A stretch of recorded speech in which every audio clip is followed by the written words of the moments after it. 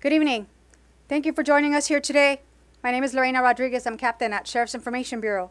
Today, Sheriff Luna will provide an update on the Monterey Park mass shooting. Now it's my honor to present the Sheriff of Los Angeles County, Robert Luna.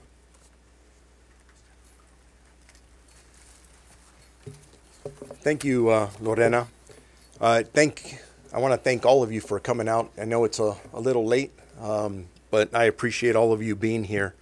So I want to make sure everybody knows, again, our homicide investigators continue to work on this case. There's still some things we don't know, and I can't wait to stand up here at a time when I can tell you, hey, we know everything from A to Z. I don't know if we'll ever get there, but that is absolutely the goal. But I thought it was important to update you on some information we've received really in the last several hours and wanted to put it together and bring it before you. So as I have previously reported, there were a total of 3 firearms that we recovered. We recovered one firearm from the scene at Alhambra. That's well documented about where the young man took the gun away from the suspect. When the suspect committed suicide, he shot himself. That was a second firearm, and the third firearm was recovered. It was a rifle that was recovered from his home in Hemet when we served a search warrant. And one of the things that I don't have to point it out, I mean, all of you are looking at the weapons. So here in the first picture to my left is the weapon that we believe to be the murder weapon. This is the weapon that was recovered in Alhambra that the suspect used to kill the 11 victims and shoot the other 9. The second photograph reflects the handgun that the suspect committed suicide with. And the third picture up there is the rifle that was recovered from the search warrant that we served on that day. So I'm going to give you some specifics about the weapons. So that first weapon here is identified as a Cobray, that's C-O-B-R-A-Y, model CM11-9, also known as a MAC-10. The weapon was not registered in the state of California. It was purchased by the suspect on February 9th of 1999 in the city of Monterey Park. And again, that's the first one here to my left. The weapon number 2 that he committed suicide with is identified as a Norinco 7.62 times 25 millimeter pistol, and that handgun is registered to the suspect. Number 3, the rifle is identified as a Savage Arms .308 caliber bolt action rifle that was also registered to the suspect.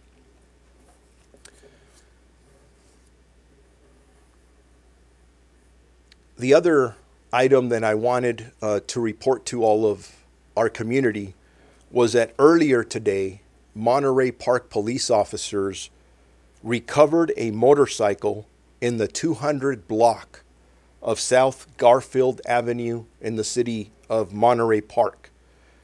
That motorcycle was registered to our suspect.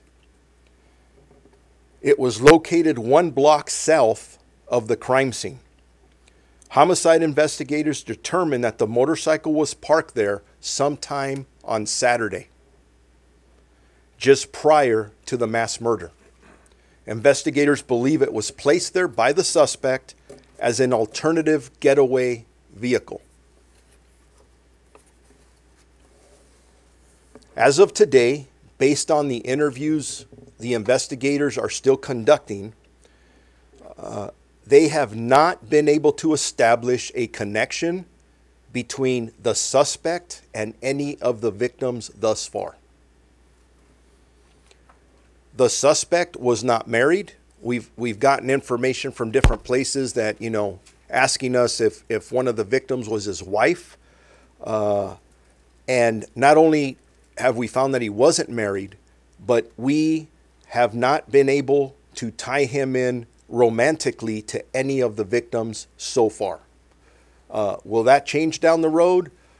You got to understand, when we get up here, it's to present you with facts and not just rumors, and information still may change. According to witness accounts of witnesses that we've interviewed thus far, we do not believe the suspect has frequented the dance studio in the last 5 years. We've also been hearing a lot of information that he was recently there. Based on the statements we have, he hasn't been there in 5 years. And again, maybe we'll get more information where that will change. And I want to stress something, that if people believe they have information that can help us with a motive in this case, please make sure you contact investigators of our Homicide Bureau at 323-890-5500. A lot of rumors out there, a lot of people sharing stories, but again, we will only put out information that we have verified through facts and evidence, and tying the information to somebody specific. So with that, let me open it up to any questions that any of you have. Yes, ma'am. Can you talk about what has you left behind any notes? Did you find anything of why he might have targeted the ghost ballrooms, even if he hasn't frequented at least one of them in the last 5 years?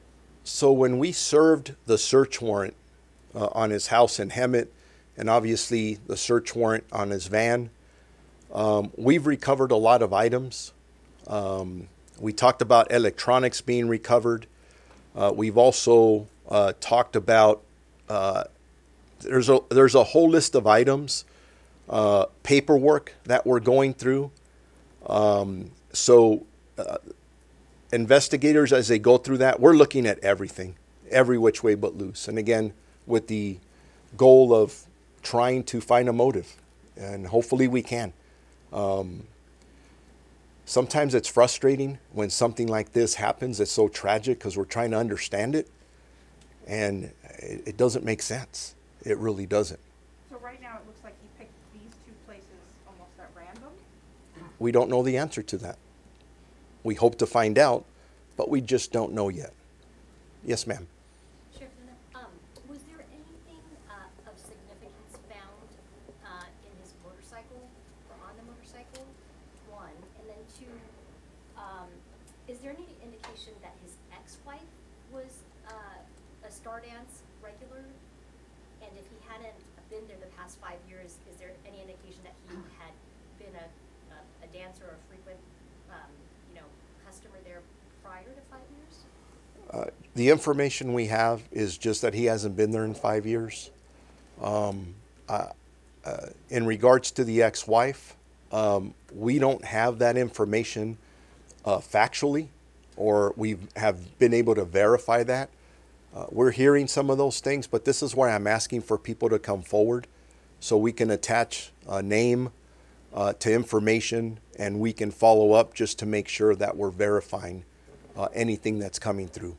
And in regards to the motorcycle, the question about anything that we found on the motorcycle, we're going to have to get back to you on that. It was recovered, and I'm not sure at this point what else we recovered other than the motorcycle that was confirmed to be registered to the suspect. Sheriff, have we got any information regarding the weapons you've seized here about their legality, when they were purchased, anything along those lines? Yes, let me repeat the information I gave earlier on that. The question is, did we, in regards to where the weapons, if they were registered, the legality, in regards to the first weapon here, the Cobra model, that weapon was not registered in the state of California. but it shows that it was purchased by the suspect on February 9th in the city of Monterey Park. The second weapon that you see up here that he used to kill himself, the Norinco, was registered to the suspect, and the .308 rifle that you see on my far left to your far right was registered to the suspect. Did he have any prior firearms or weapons violations that might have disqualified him from purchasing any weapons? The information we have that the suspect was arrested back in 1990 for unlawful possession of a firearm. That was the only thing that we found in his criminal history. Nothing in the way of a conviction or anything else? Not to my knowledge.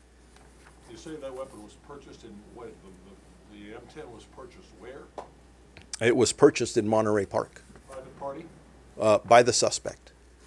Private party or lead registered dealer? I don't have that information. Now, that weapon has been illegal in California since 1992. So, you know, no dealer would be able to sell that unless it was a registered weapon under the state of California. So how did this guy get it? Do we know? I do not know the answer to that, but that's something else we're looking at.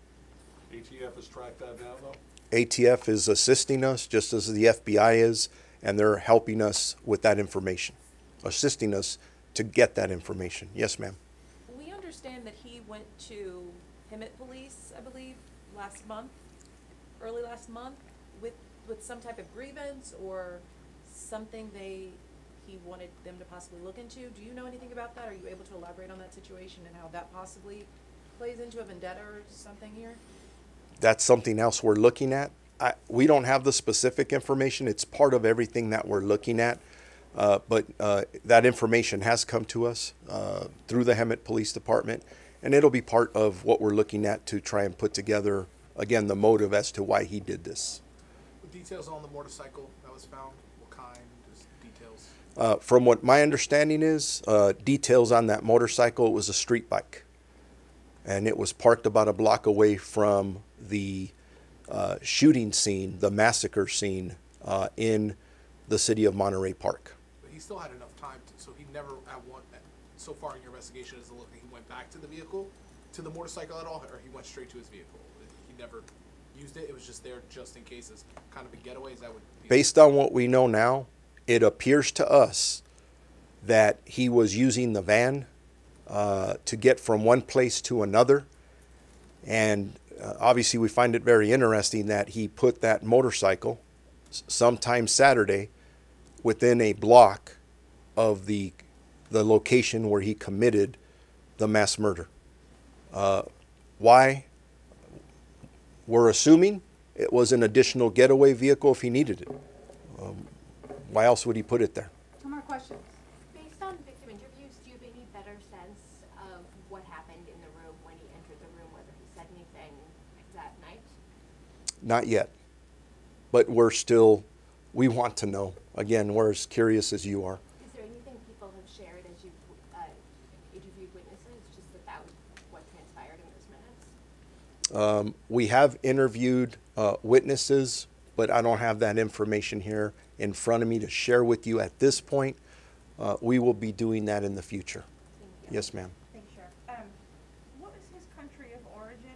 Does he have any military training either in the U.S. or there? Is there any indication of whether he stood in sort of in one spot in the room and fired a spray, or went up individually? And we talked a lot about in other shootings, execution style. Did that happen here? And is there an indication of how long he was planning this attack? In regards to how long he was planning it, again, we don't know at this time. We intend to find out with any evidence that we receive. Military training, I'm not aware of any at this point, but again, those are some of the things that we're looking at. I believe we have some video from inside, and at this point, obviously, we're not going to share that. That's gruesome. But again, I'm just going to go back to, that's just part of the whole picture of what we're looking at. So my question is, did he go up to people individually, or sort of stand in a corner and spray the room, or was he Goshen and in Half Moon Bay, they talked about execution-style shootings. Is that something that happened here? And where is he from originally? In regards to where he's from, I believe he's originally from China. I believe, but I need to confirm that. And in regards to the positioning, do you want to address that if we can? Yes, sir. As far as the positioning in the room, he did like a spraying motion with the firearm. And he, so it's, And he's of Vietnamese descent, and he is from, he lived in China, in Hong Kong. and when did he come here with him? He's been in the country, I believe for 7 or 8 years, and I don't know if during that time frame he's been back and forth. I don't know the details as far as that, but I know he's been in the Monterey Park area for quite some time. And was there any evidence of military training wherever he's lived? Not that I'm aware of. Or any particular firearms? There were only, we asked this because you guys mentioned previously there were only 42 bullets, which for 21 victims, it seems like not a lot with what you see at other mass shootings. Yeah, that's true, but it kind of depends on where the people are at within that room, how they're crowded together, where each one of them are located. They could have been in all in an area where there was a lot of people, and so any bullets that went in that area would have struck more people than with just one person Captain, standing. do we tap on where he was and what he did with that weapon? I'm sorry? With what he did with that weapon? This is a semi-automatic weapon? Or did he modify it so it could do full auto fire? We don't know that. That the weapon is being tested by our crime lab. You got 3 positions on the selector, or you got 2 dimes and a nickel behind the trigger to slip the sear. Was it full auto or not? Pete, I get your question, and that's why the ATF is assisting us to put out that information. So Magazine was how many rounds, do we know? 30-round magazine was found at the scene. So you swap mags. Yes. And back to the statement, only 42 bullets. I think 42 rounds is excessive anywhere. I mean, you're shooting 42 rounds, we have 42 casings. You saw the carnage or the damage that he did. So. Speaking of the victims, is there any new update on the people who were injured, who were in the hospital? Because there was still a significant number of people being treated. Any update on how some of those individuals are doing tonight? I do not have that. Sheriff, I do not have that. just for clarification, so he used that weapon with like a spraying motion. Was he standing in the front entrance when that happened, or was he on the dance floor? If you could answer that, if you could. If you can't, you can't. No, I'm sorry. I can't answer that question. Okay. How many people were in the room at the time, total? How many people were in the room at the time, total? Do we know the answer to that? No, not the exact number. Okay, that'll be the last question. Thank you guys very much. I appreciate it. Spellings of the guns, or is that Sí. something you can share with us in writing? Could you repeat the spellings of the gun names, or is that something I can take a picture of? Yeah, I can do that really quick, and then if we can do the Spanish one off to the side at the end for you. Thank you. In regards to the first weapon that you see here, it's a Cobray, C-O-B-R-A-Y, model CM11-9. That's what we refer to as a MAC-10. The second handgun is a Norinco, N-O-R-I-N-C-O, 7.62 times 25 millimeter pistol. And then the third bolt action rifle to my far left is a Savage, S-A-V-A-G-E, arms, .308 caliber. Okay. Thank you guys.